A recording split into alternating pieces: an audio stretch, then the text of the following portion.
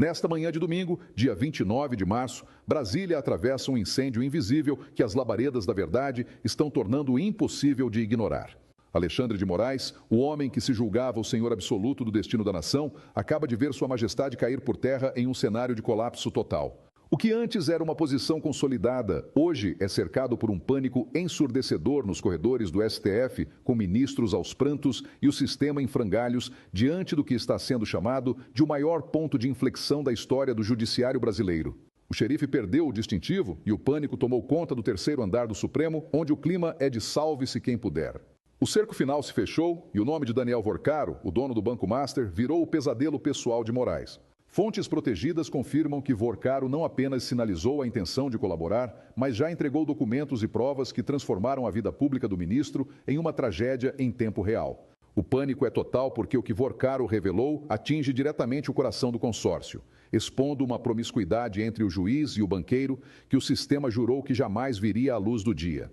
Estamos falando de um esquema de corrupção que faz qualquer outro parecer brincadeira de criança, envolvendo cifras bilionárias e a venda descarada de sentenças.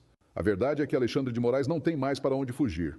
O pânico oficial tomou conta de Brasília porque a delação de Vorcaro é uma bomba atômica que acaba de ser detonada, prometendo uma faxina completa e arrancando a corrupção da ditadura judicial pela raiz.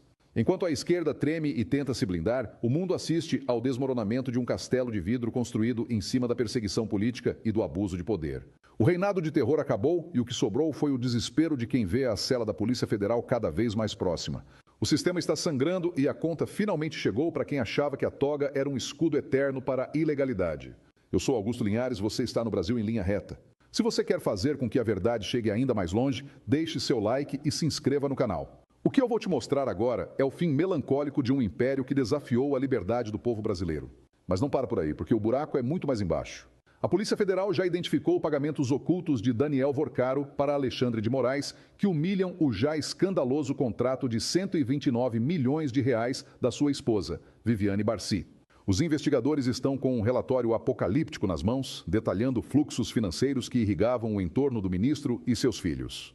É o batom na cueca definitivo. O celular funcional de Moraes não mente e a perícia técnica confirmou. As mensagens enviadas por Vorcaro no dia de sua prisão chegaram exatamente ao aparelho do xerife, provando que ele mentiu para a nação brasileira enquanto posava de guardião da lei.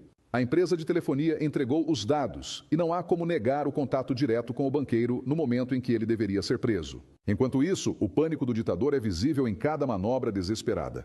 Moraes tentou colocar tudo sob sigilo máximo para esconder suas ilegalidades, mas o tiro saiu pela culatra.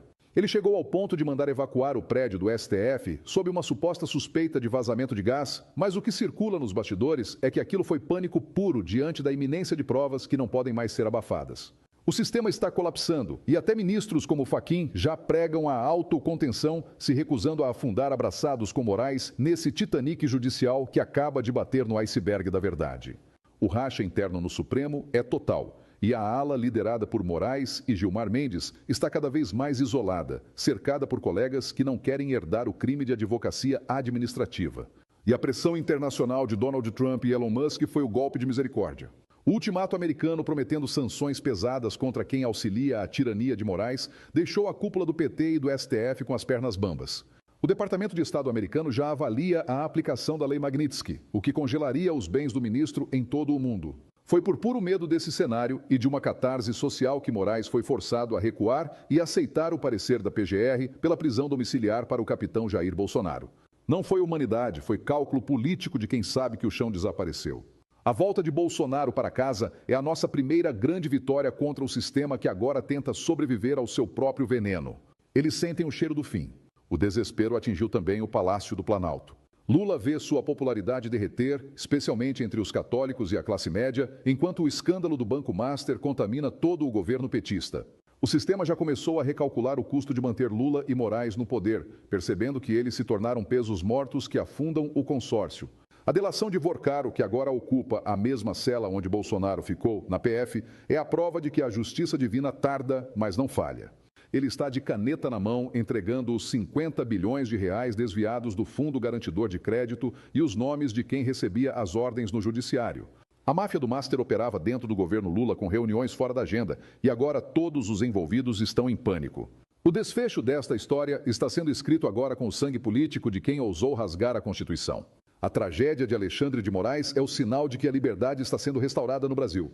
O tabuleiro está em movimento e as peças do dominó estão caindo uma por uma. A Operação Limpa Brasil, inspirada pela nova postura de Washington, começou e não vai parar até que cada detalhe dessa podridão seja passado a limpo. O reinado do ditador está com os dias contados e o grito de liberdade do povo brasileiro finalmente será ouvido.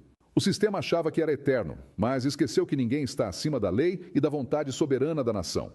A queda de Moraes representa o fim de uma era de escuridão institucional. Cada parágrafo da delação de Vorcaro é uma marretada no muro de impunidade que cercava Brasília.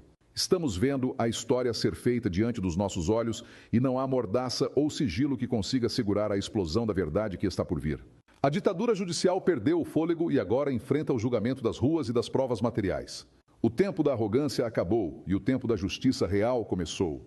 Será que a delação de Vorcaro será o golpe final para colocar Moraes atrás das grades ou o sistema ainda tentará uma última manobra suja para salvar o xerife da queda definitiva? Deixe sua opinião nos comentários e não se esqueça de se inscrever no canal para receber em primeira mão todas as notícias de última hora dos bastidores da política brasileira. Eu sou Augusto Linhares e essa foi mais uma edição do Brasil em Linha Reta.